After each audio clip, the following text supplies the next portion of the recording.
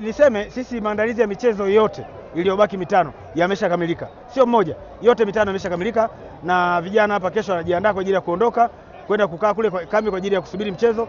Lakini niseme tu kwamba mechi zote kwa timu zilizoshiriki ligi championship zote zimejiandaa vizuri.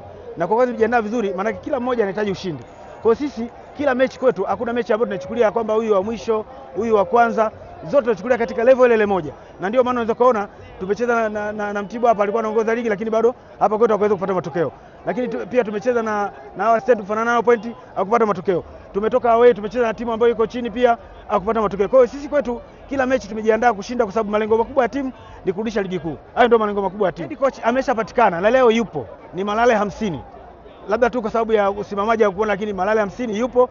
Tayari ameshakuja kuziba nafasi ambayo tayari Mwalimu Mayanga alikuwa ameondoka. Kwa hiyo tumemchukua Malale 50 kama kocha mkuu wa timu ya Mbeya City FC. Mashabiki wa Mbeya City wao ni utamaduni wao.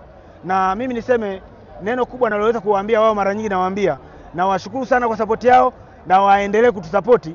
Sisi tutatekeleza kile ambacho wanakitaka cha kuirudisha timu hii ligi kuu. Hilo ndio kubwa nalawaambia, kwamba sisi kama viongozi, wachezaji na benchi la ufundi, jukumu letu moja tu, kuhakikisha kwamba tunashinda mechi zote kuirudisha timu hii ligi kuu. Hilo ndio lengo letu.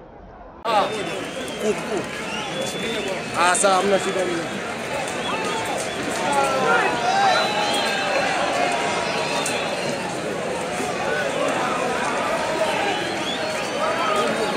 Shida